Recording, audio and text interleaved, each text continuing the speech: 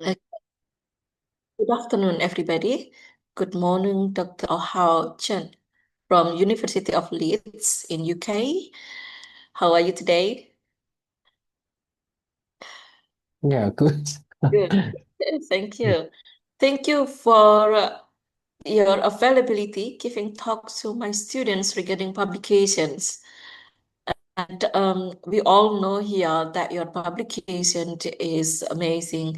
You have increased in terms of the number of the publications and as well as the impact factor too. So we wanted to learn from you. These students are master students. They also have done research for their thesis, but a few of them have finished the data collections, but most of them no, they don't finish that. Um, and we would like to know what is your tips or strategies to finish your writing, in particular, how to write a journal article with novelty, because we know that it is one thing that the to write up our research with nice novelty telling and increase the possibility of the acceptance. Okay, right, before further ado, um, please, Dr. Houchet, you may use the share screen button too and interact with the students as much as you want. Okay. Yeah, okay. Thanks for thanks for the invitation. Um, I I think probably if in terms of the publication, I think um I started my publication from when I was doing my PhD in Australia, I would say. Because I think I always have the motivation to be known or to be heard by someone else. So particularly if you want to be working universities or work as academic in the future, it's necessary to have your work to be heard by other scholars. Um, so that's why I think that's the motivation for me to continue publishing a lot of papers. Um, this is the motivation. And the second is, I think doing research, we always say, yeah, we need to have innovation in our research. Um, but I think that depends on the discipline or the domains. Um, so, for example, like the research we are doing in educational psychology or in psychology. So, for example, I believe everyone is familiar with the cognitive theory, and then I working on the theory. And to be honest, we have been publishing the papers on, for example, the work example effect over 30 years. So how how the innovation can continue even beyond the 30 years. So which means we we need innovations, but we also need some replications of it, um, because for educational psychology research or the psychology papers, for one experiment, probably we only have 100 students or less than 100 students for one experiment. But but in the whole world, how many students we have? So we only have very small part of sample size for our experiment. So that's why we also need replications. So we can know whether the effect is stable or robust. So that's why probably for the first experiment, you need to be innovative. So how to do that? Um, so normally, I think this is what I learned from Richard Mayer, so who is a very famous professor in multimedia learning. So he suggests, so For one experiment, you focus on one variable. So for example, the experiment Enda and I conducted, we interested in work example effect. And the factor we are interested in probably is the levels of element interactivity. So for experiment one, we only focus on the element interactivity. So we just vary the levels of element interactivity. And for the experiment two, so if the results of the experiment one is promising, so for the experiment two, probably we can consider the another factor, the expertise. So which means we always play one factor for one element. So which can make the experiment is more manageable, and also you can replicate the experiment easily. Um, yeah, so I think as students or sorry, as students or as early career researchers, normally they want to run a very big experiment. Like I want to have a 2 by 2 by 2 experiment, or I want to have a 3 by 3 elements experiments. So that is quite big because for the experiment, if you have to collect some data, so you know, so you can tell it's actually sometimes very difficult to control some variables if you go to schools, and also if you need to randomize participants into different groups. So if you have three factors, you have three variables to play with, which is actually is not very easy to manage. So normally we just play one factor, we just vary one factor. Then what we for experiment one we vary levels of element interactivity, and for experiment two we vary the levels of expertise. So this is um, how we run experiments, and of course, this is how we write up experiments. So if you have a simple design, so if you have a simple design, it's also easy to write your experiment in a clear way. So if you have a 3 by 3 experiment, you need to discuss a lot of maybe the interactive effects, which actually is not very easy to discuss and to write up. I think big paper I think I published is probably using the 3 by 3 or 2 by 3. That design is the paper I published in I think learning and instruction. So that is a 2000 I think 2016 or 2017. So if you look at that paper, the learning and instruction paper on generation effect and work example, that paper actually we spent loads of time to explain the 2 by 3, the loads of the two or three interactive effects. Actually, it's quite challenging for us to explain those interactive effects. That's because we have so many factors um, to discuss. So that's why you can see my following papers, like the paper we publish with Enda on the educational psychology or maybe in the contemporary educational psychology or maybe educational psychology review. So those experiments, it's quite simple experiment. We have two group students and we vary because we vary the levels of element interactivity. So we recruit students and we randomize them into two groups. So one group receives the low element, and the second group receives the high element. So you can see my most of my publications I use this very simple experimental design because that is a very clear way to write up. Um, so I'm actually very interesting. So how about your experiment design looks like? So do you use like a 2 by 3 design or 3 by 3 design? That's a big experiment, or you also have a maybe simple experiment design. Anyone anyone do you want to share like maybe one or two your experiments you have designed? Dan mau sharing tentang eksperimen yang sekarang dimiliki? Hilda, you want to share your experimental designs?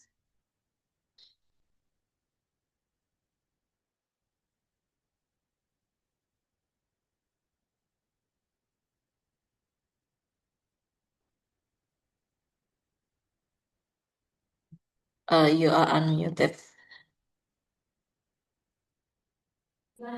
Mohon maaf Ibu, apakah bisa pakai bahasa Indonesia atau harus? Yeah, yeah, you can speak in bahasa Indonesia and I will translate it for you.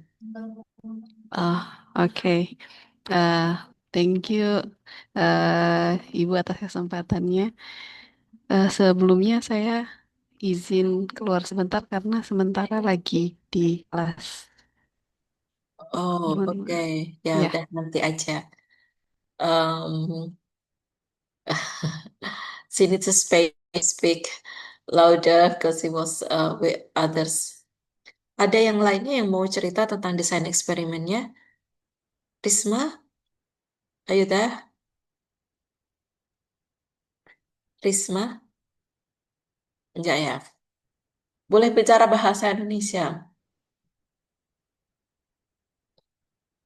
Iqbal mau cerita tentang desain eksperimennya sekarang?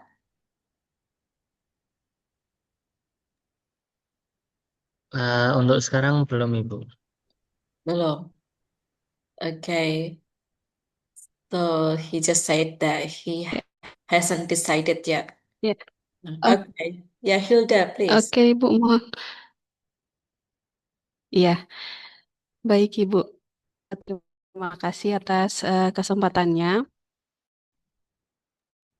Di sini saya ingin sharing terkait desain yang akan saya kembangkan eh, terkait dengan saya itu terkait jenis example yaitu proses dan produk eh, dengan mastery approach yang share eh, penelitian saya. Sekarang saya lagi mengembangkan instrumen dari eh, work example, proses dan produk. Bagaimana ya? Oke, mungkin saya terjemahkan ya. Kan saya tahu betul apa yang mau diteliti. Okay, so Hilda is now designing her experiment. She she experimented.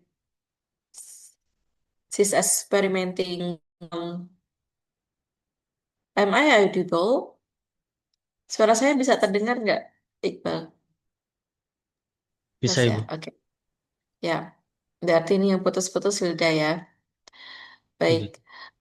So, Dr. Chen, um, Hilda is now designing her experiment, and she's interested to um, examine the difference between process and product-oriented work examples, referring to the work of Tamara van Gogh in early 2010s.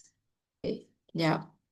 So she's designing work examples on geometry problems, three geometry problems actually. So it's a story problems, and the story problems requires trigonometry equations to solve. So there will be pictures or diagrams to explain the problem context and step-by-step solution in it. And she compares the detailed solutions versus to the point solutions. So the computations or the computation with detailed informations about how to count and also some conceptual knowledge in it.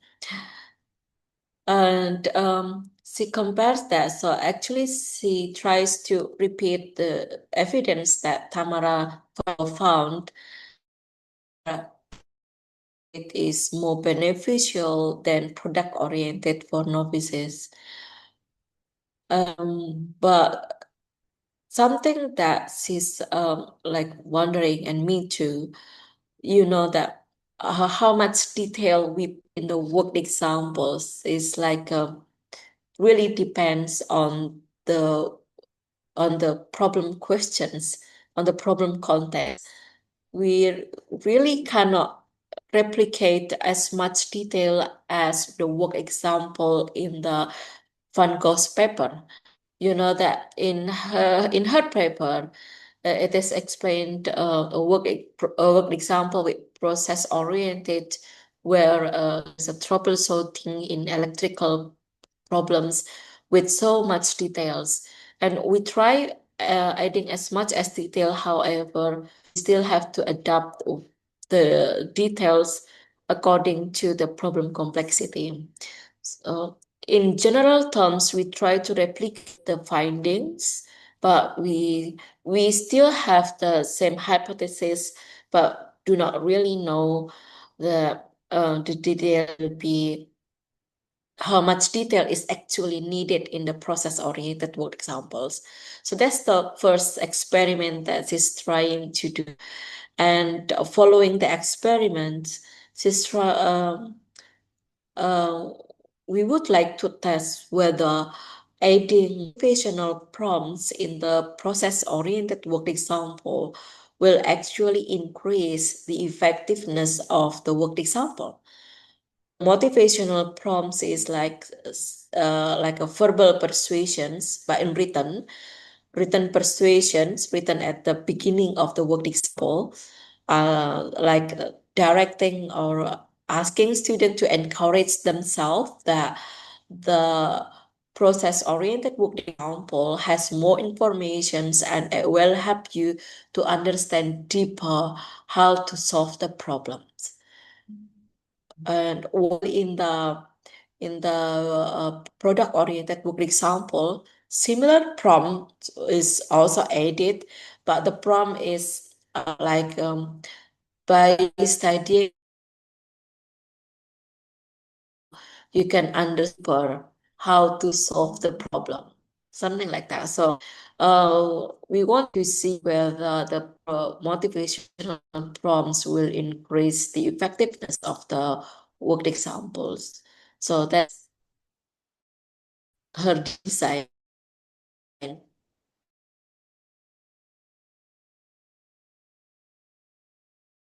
like two experiments, if it is possible. So what think expand work of Van Gogh's et al. And oriented work.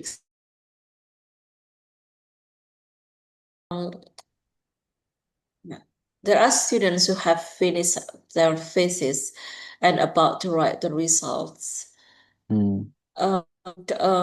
We always wondering like how much detail we should put in the writing in the paper, and in such a way acceptance is increased as well. Like, can you tell how do you choose journal for the publications? Is there any considerations for choosing the journal for the publications of these cognitive theory papers or other mathematics education papers? What do you think? So there, well, I gave you two questions. Yes, it's interesting because Enda and I have very similar background. So we both interested in math education, but we had our PhD in educational psychology. So yeah, so I think that's a good question. So shall we write for educational psychology journals or shall we write for math education journals? I tried maybe a few times to publish my paper in math education journal, but the feedback is they may not understand the theories or they may not understand the experimental design because a lot of math educators they don't run experiments. They don't run experiments for research. They only do qualitative research. So they do interviews or something. so they have no idea about the randomized control trials. So that's why I always go for the educational psychology journals. So although I'm using math content, but the reviewers from educational psychology journals, they can understand the randomized control trials or the experimental design. We also tried sometime, I think a few years ago, I think we also tried to send our paper to experimental psychology journals because we run experiments. And in psychology, we have experimental psychology. So we also sent some the paper to experimental psychology journals. The feedback from the reviewers is they treat our studies differently. So they are expert in experiments or RCT or randomized control trials, but they have no idea about the theory, and also they have no idea how the theory can be applied to education. So which means they actually use very different terminologies. For example, we use working memory and we use like coding load. So they have so which means educational psychology journals and experimental psychology journals actually they have very different terminologies to deal with. So that's why I think the best outlets for everyone's publication, everyone's journal experiments should be the educational psychology journals. So this is my experiences. I think the paper, last year, the paper we published at the Contemporary Educational Psychology, which was rejected by experimental psychology journals. So we changed from experimental psychology journal to the Contemporary Educational Psychology, and which they published.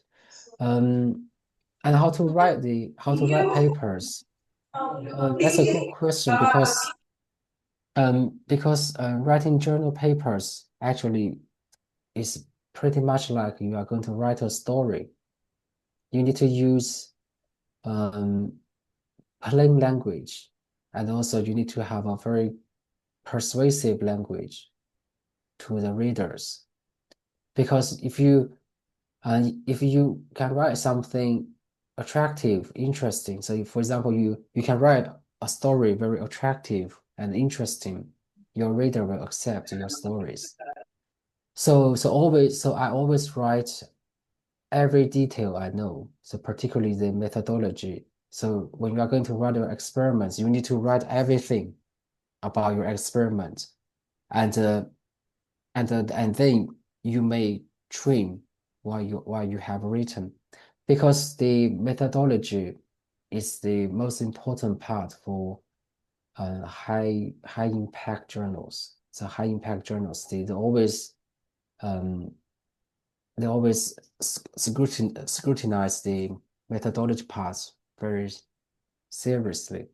So that's why for each experiment I write everything for experiments, from the participants and from the power analysis and from the how I design the materials and how the materials looks like, and also the scoring, how we score the papers and how we do the analysis.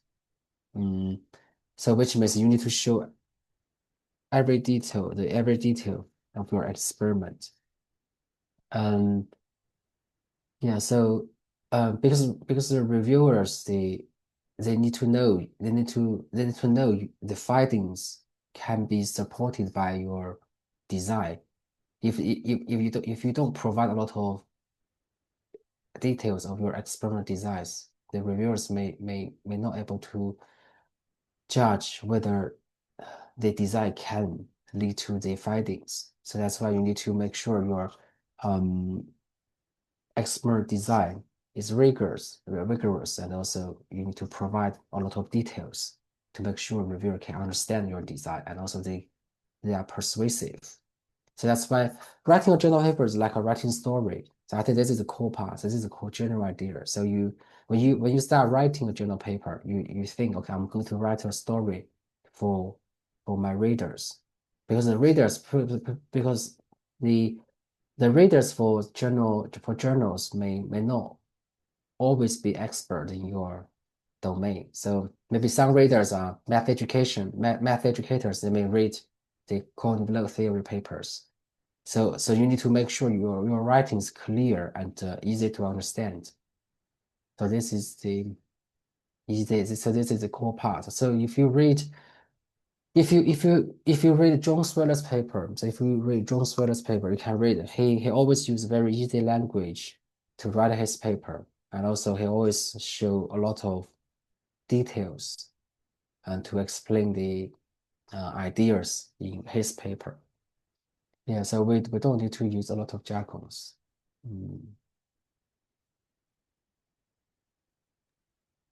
Thank you. So, which one is your most favorite or your favorite journal publishers? I think the journal. I think what currently I think there's a journal never rejected my paper, to be honest. I think that journal I published a lot of paper with NDA. Yeah, that journal is the Educational Psychology Journal, the International Journal of Educational Psychology. That journal never reject my paper, to be honest. I sent one paper, they accepted, and so that journal is, I would say, probably easier to get published. Another journal, for the Educational Psychology Review, because we have free pass there, and we have some reviewers who are working on cone-below theory. Another journal, because I'm doing the editing. I'm the editorial member for the British Journal of Educational Psychology, so I didn't publish there because there's some conflicts. But that journal is also good for cognitive theory or learning theories. Right. Okay. Can you tell us more about your paper on systematic literature review? Oh, that paper. Yeah, that paper. Yeah. Because that's not the only that's the only paper that you wrote, then that's not the experimental paper. Actually, before that paper, I also published a paper with Slava Kaluga about the using systematic review.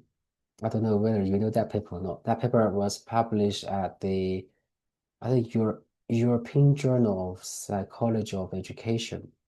So that was my first systematic review paper. And the second systematic review paper is in the Educational Psychology Review, talking about spacing effect and interleaving effect. I think it's good to consider publishing some systematic review papers. I don't know how supervision looks like in Indonesia, but in Europe,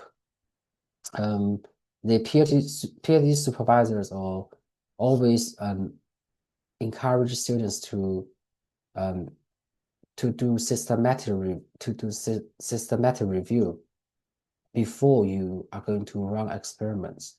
So which means, for example, we are going to do experiments on spacing effect and working memory resource depletion.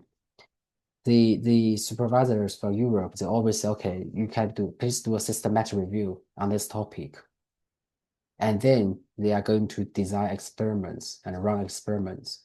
So which means so afterwards, actually they can publish their systematic review as a paper, and then they can publish following experiments if the results are promising.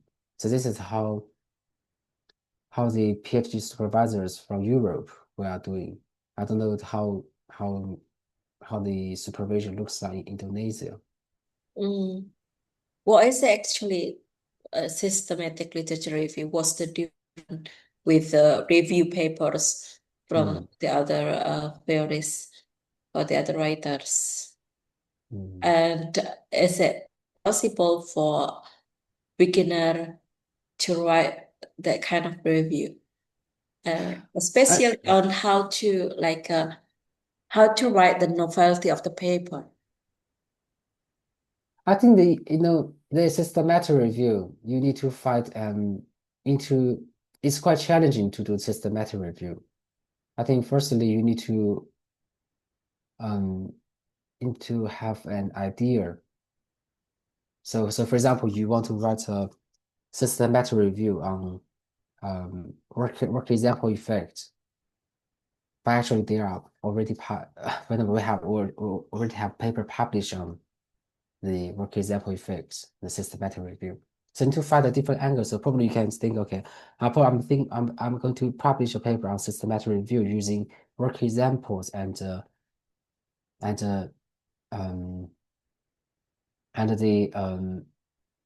maybe social sciences topics, not math topic. This educational psychology review, they publish a paper on work example effects and math education.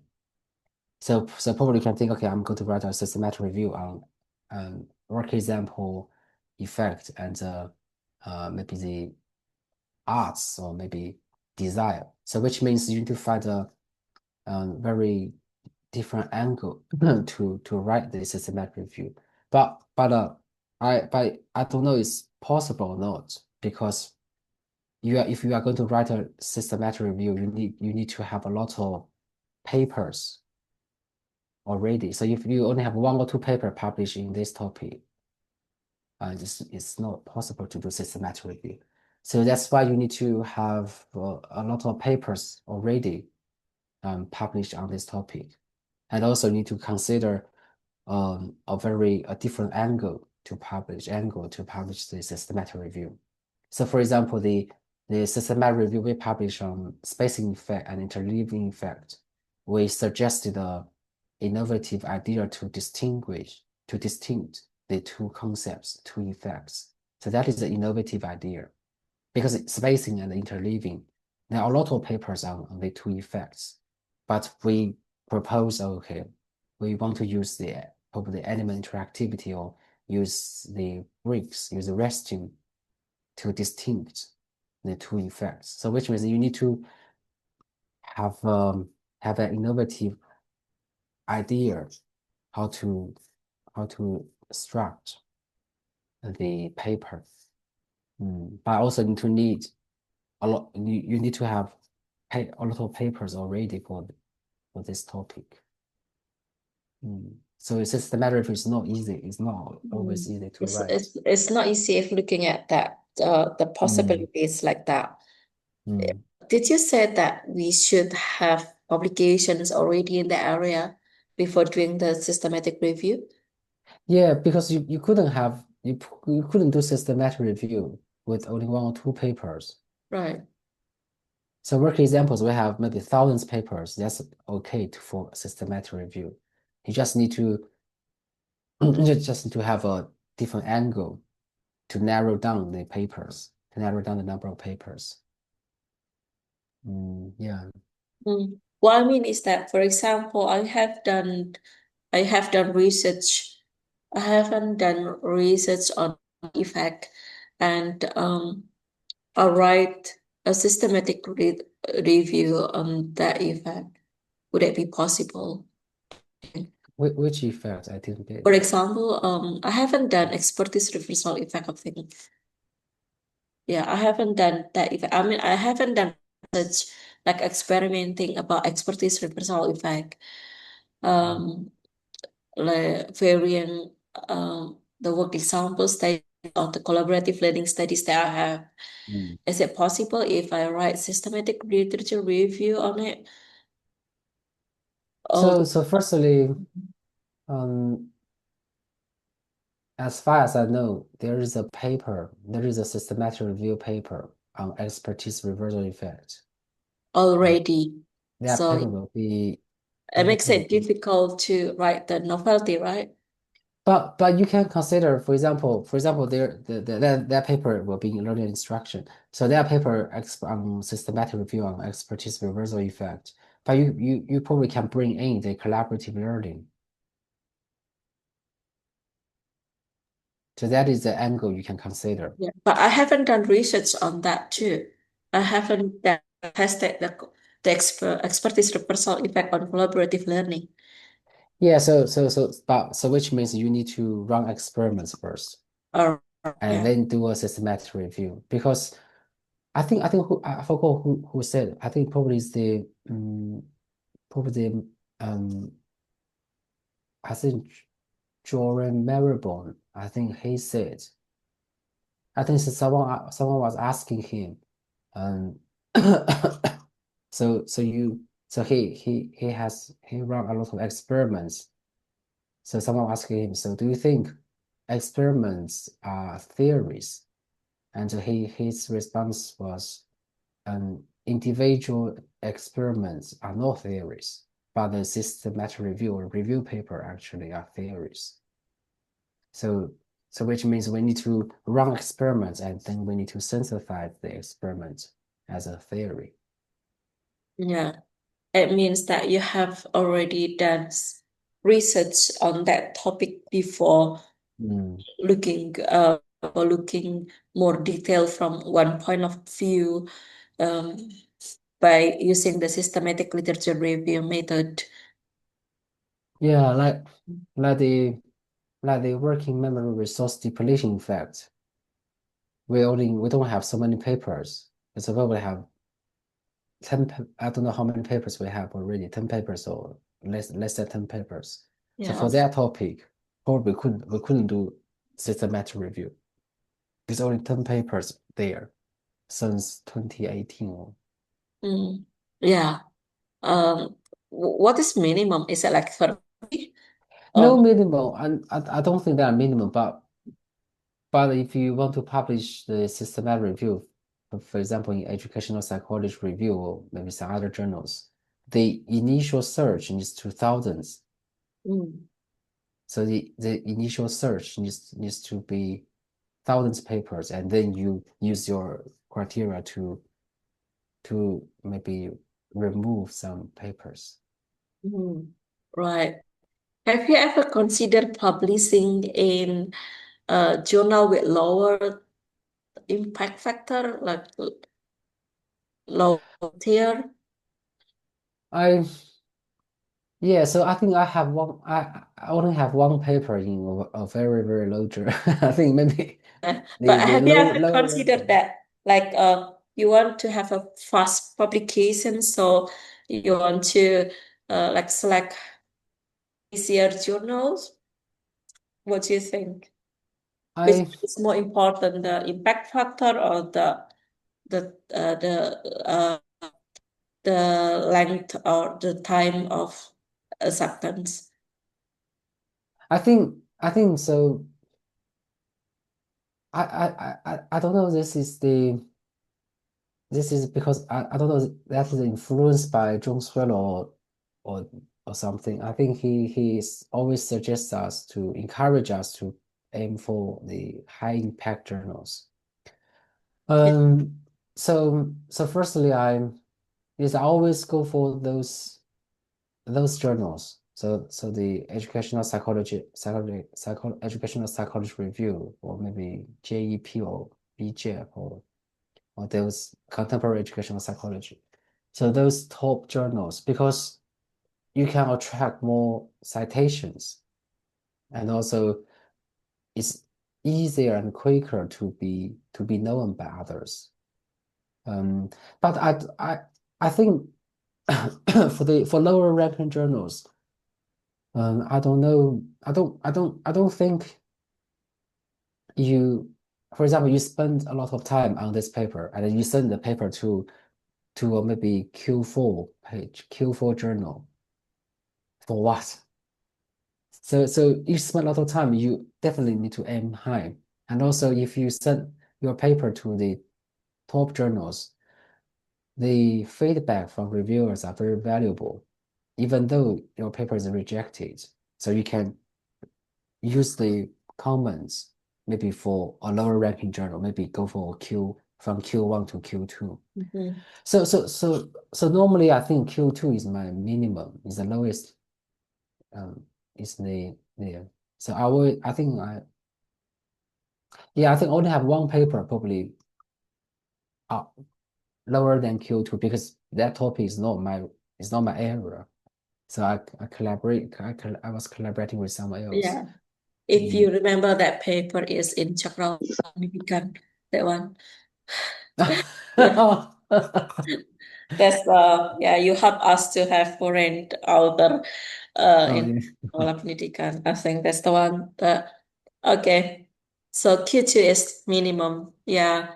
I think I agree with you that having feedback from reviewers from high tier journals is valuable. We spend not only our time, but we spend also our money, Mm. resources to do the experiments and writing up the papers. I think it is worth it to have it published in good journals. Okay. How about reading papers? Do you have any uh, tips for my students on reading journal papers to help writing up the paper? Yeah, that's also a good question. So I think the writing a paper um at the beginning it requires a lot of time to read. For example, I think I still remember the first two papers because my first paper was published at the Journal of Educational Psychology, and the second paper was in Educational Psychology Review. So the first two papers, I spent a lot of time reading the literature, um, and also to learn how to write a paper from John Swiller and Slava Kaliuga. And but after you have written maybe three or four papers, you actually have some maybe template or maybe pattern to write the similar topic. So currently, if I'm going to write another paper with Enda on work example effect, so probably I can finish within a week, maybe a few days. Because I already have a lot of literature in my mind, and also I have the structure I can use to write the other papers. So which means if you are writing something on a new topic, you need to spend a lot of time to read the literature about that topic. But if you continue publishing on the same topic, I think the writing will quicker and quicker. Mm. Right. So basically, what we read is then what we write. So we write what we read, right? Okay. Well, okay, you have told us a lot about writing. Is there any questions from students? I will be back in 1 minute. You may have questions and answer sessions. I will back soon. Silakan para mahasiswa jika mau bertanya, nanti Nindi yang akan membantu membahasa Inggris kan?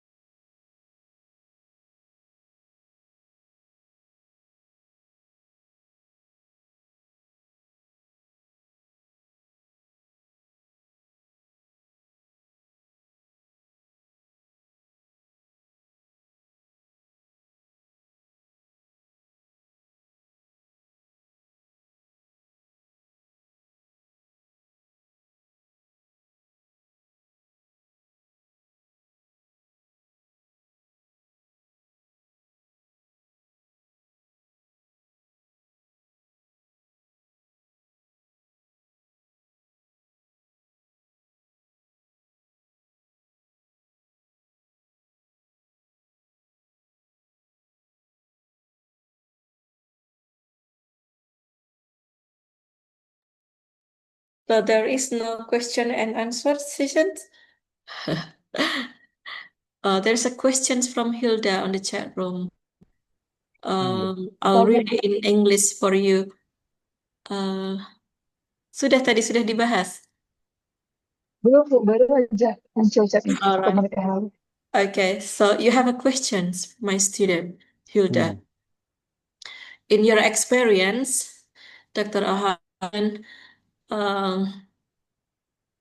bagaimana keseimbangan? I think it's not the right word, keseimbangan. Kayaknya kata-katanya mestinya nggak keseimbangan deh, karena ini bukan kanan dan kiri ya. Bagi example dan kemampuan transfer yang paling mendukung keseimbangan itu bukan untuk diseimbangkan, itu korelasi mungkin ya. Um, okay, alright. So she's asking, what is the correlations between word example and transferability in long term? Like, you know that I think I think I interpreting this. So you know that in our studies we measure transferability, but that is very specific in specific duration too, in a specific topic of mathematics problem solving, for example. And she's asking, is there any long-term effect between after seeing the work examples for for the transferability level? I think that's questions. So it's not about it's about the work example effects.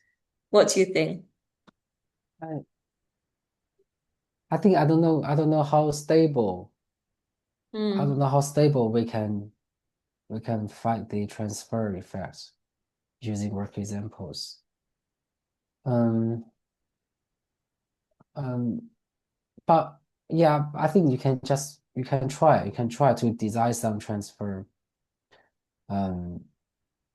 tests for your experiments.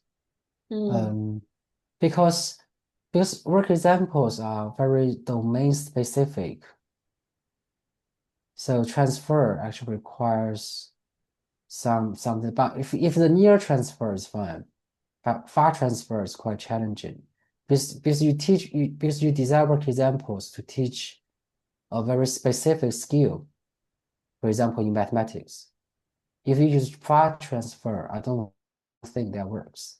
For example, you teach how to solve equation, and your far transfer test is going how to play music, how to play piano.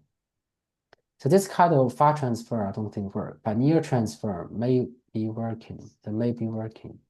So if you transfer the solving equation, the skills of solving equations into maybe solving some algebra problems, hope those near transfer may be working, because work examples are very domain specific.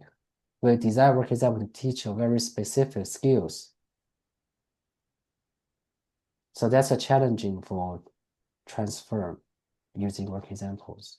Not many our studies also involve long-term experiments, and it's maybe less rigorous when we add too much time during the experiment.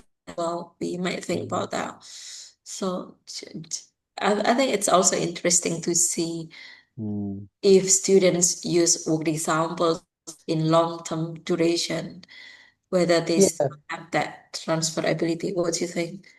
Yeah, so I think we do need studies. We do need longitudinal studies. That is the thing. We need longitudinal studies for maybe core theory. Right. Well, it's something to think about. Okay, thank you, Hilda, for your questions. Is there any questions regarding writing papers? You have the experts coming with us. I'm not the expert. at least you have more publications. Because That's because you are too busy. You are too busy with teaching and admin. Well, yeah, okay, that's true. I have so many teaching, have so many classes, yeah. And again, semester I have 8 classes. Last semester I have 10 classes. This semester I have 8 classes, so well, takes time. So anyway, Nindi, you're asking questions. As a writer and reviewer, you want to say it yourself? No. As a writer and reviewer for Scopus Index articles, do you have any tips for writing a background section that makes the paper engaging beyond just having good novelty? What is engaging? Engaging is like a impressing, something like that, maybe. How do I you think contemplate to have impressive paragraphs? That's the question. yeah, I think it's good to consider the background section, but I always put effort to the methodology sections, to be honest. The background actually is a background to maybe to tell readers about the general background or maybe your motivation doing this research. Um, you definitely can use some maybe eye-catching titles or maybe some you may use some questions in your background section, maybe using some questions and which maybe Yeah, maybe engaging engage but for myself I put a lot of efforts on methodology. methodology. Mhm. Mm, Method is the most important. I've told my students so many times about that too. Your experiments must be rigorous, your procedures must be clear, like step by step. It has to be clear. It has to mm, be very well explained. Okay. I agree with you. That's the method section is the most important part mm, to tell in the paper. Although we also need to write a story for the background and the literature review in the introductions. But mostly when we understand the theory, I think that's all about what we write in the introduction, right? mm. Yeah. Okay. Well, is there any more questions? If not, I'm gonna close this section. Okay. How busy are you today? How many classes you have?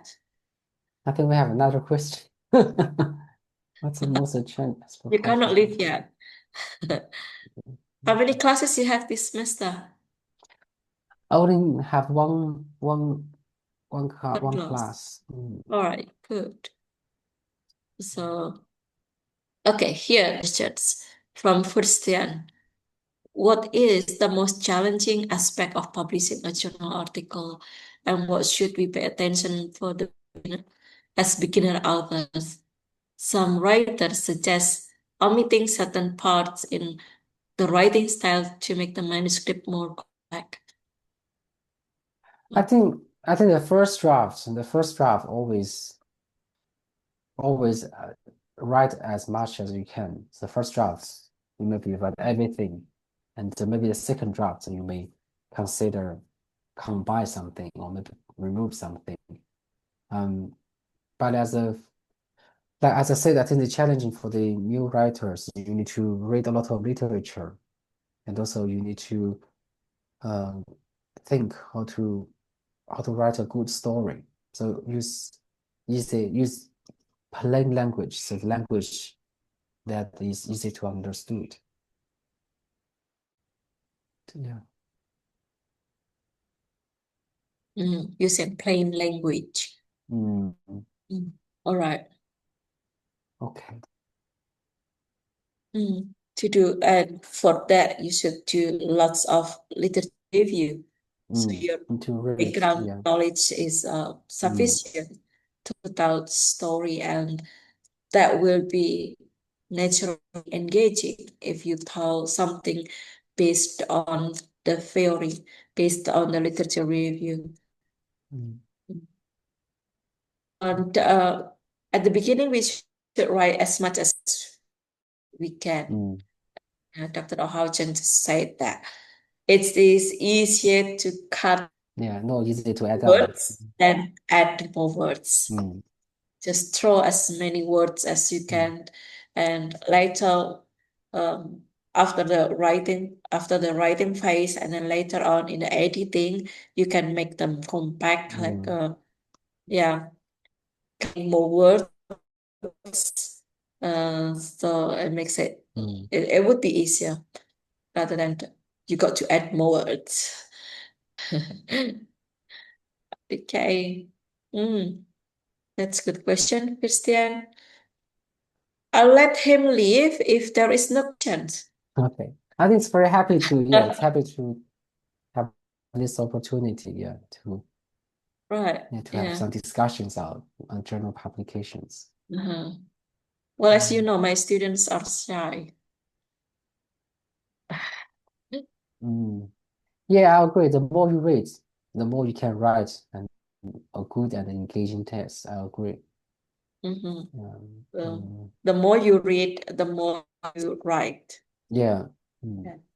And the stronger your theoretical background, the better your story will be. Okay, so yeah, so we can have some discussion in the future sessions.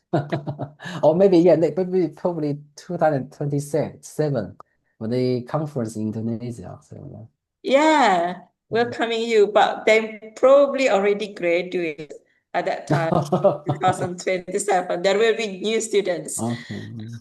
But you come to my classes virtually often, so you're famous, yeah. They will always know you. Right. To wrap up, I have taken notes on what you said on yours today. Okay, so first of all, motivations to write is something that driving us to write. Motivations. To be known by other scholars. Why to be known by other scholars? Maybe opportunities like Dr. O'Houchen's. He was my classmates. Is that classmate? We don't ask. We do a PhD in UNSW School of Education, well, a long time ago. And he has more opportunities working in many international universities. I think the opportunity was created by him by his publications. So, all right. So his publication gets him more opportunities in many universities. Am I right? Yeah, I agree. Yeah. Yeah. So Okay. Yeah, let so me I tell think, let me tell them your history. So you work in what university in Australia? I forgot. You worked there in Australia. Southern Cross University, was it? yeah, that's for my postdoc, the Southern Yeah. Cross. Yeah, so you work there in Southern Cross University and then in Nanyang Technological University Yeah, in and then in Singapore. Loughborough University and in the University of Leeds. Okay. I stuck him here. I can't Yeah. go to the universities, although I'll look up here and there, but cannot leave because I'm a civil servant here. So Because I cannot move there. everyone needs you. Everyone needs you. Well, it's good from one side. Well, I want to create opportunities to have international mobility, like you visiting one university and the others. But in 2027, we have the Cognitive Flow Theory conference here. So I hope you're coming here. And I hope there will be gatherings from the cognitive theories. And so I do not need to travel abroad to see the experts. The experts will come here Mm. for the conference. Okay, I think I need to leave now. Okay. But All right, happy then. to. Can I just 1 more minute? Mm, And methodology sections, method section is the most important in mm, paper. And writing novelty is about telling story about what yeah. innovations. Mm. Okay, and then you have favorite journals for publishing your papers, and you prefer educational psychology journals because what we write is what we read, and basically the more we read, the better we write, like Mm. what Christian said in the chat room. And then that's all for today. Thank you very much, Dr. Oh Hao Chen. Thanks for the And invitation and thank you again for coming and telling us very, very important tips for publishing papers. We okay. work Okay. collaboratively. Hopefully, it works for the last experiments, publishing the paper soon. All right. Thank you again, Dr. Oh Hao Chen. Thank Anybody you. should say thank you to him together? Mm. Thank you, Mister, for the occasion Thank you, and Mister. helpful Bye bye. information. Bye-bye. Bye See you bye. next time. Bye bye. Baik, terima kasih semuanya. I think that is the end of our sessions this afternoon. And hopefully it is very useful for you and it is useful for me. If you have any questions, boleh dalam bahasa Indonesia. Mohon maaf lupa. Boleh ada pertanyaan dalam bahasa Indonesia jika ada yang mau ditanyakan pada saya, tapi pada dasarnya sinkron ya, apa yang saya sampaikan ke para mahasiswa dengan apa kata ahlinya. Sama kan? Oke, jadi sambil memvalidasi nih ya penulisan sama dengan yang disampaikan oleh orang lain juga. Sama bahwa kita sudah capek-capek nulis, kenapa di capek-capek nulis, kenapa hanya di jurnal yang biasa aja, gitu kan? Coba dulu jurnal yang bagus, nanti kan akan dapat review, dari reviewnya nanti akan mendapatkan eh, masukan-masukan untuk memperbaiki artikel. Dan kalau di sesi tadi pagi saya sudah menunjukkan bahwa beberapa jurnal itu ada yang prosesnya cepat juga kok. Jadi, meskipun itu tier atas atau Q1. Dan itu juga nggak berbayar semuanya. Oh ya, kita tadi lupa ya nggak nanya dia tentang berbayar. Tapi jawabannya sama kok seperti yang saya jelaskan. Okay, now it's time for you to continue writing up your paper. Oke, motivasinya apa?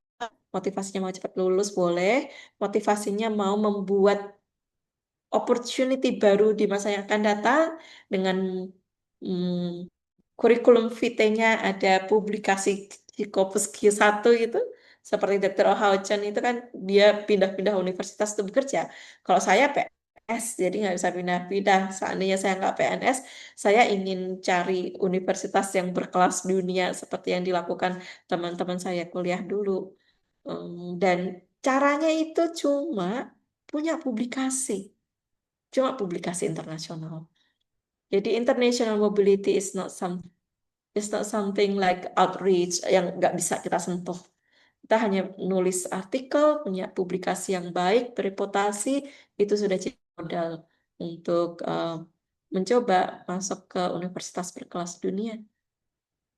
Why not? Gitu kan? Semangat. Sekarang yang penting lulus dulu S2 dan S3-nya. Kita akan ketemu di perkuliahan yang akan datang. Oke, di acara coaching kliniknya besok, bismillah kita selesaikan paper-paper yang sudah ditulis. Saya kira itu dulu, ini tadi MC-nya saya, jadi saya tutup. Semangat semua ya, selalu semangat. Wassalamualaikum warahmatullahi wabarakatuh. Waalaikumsalam warahmatullahi wabarakatuh. Terima kasih, Ibu. Kasih, Terima Bu. kasih, Bu. Kembali. Bye.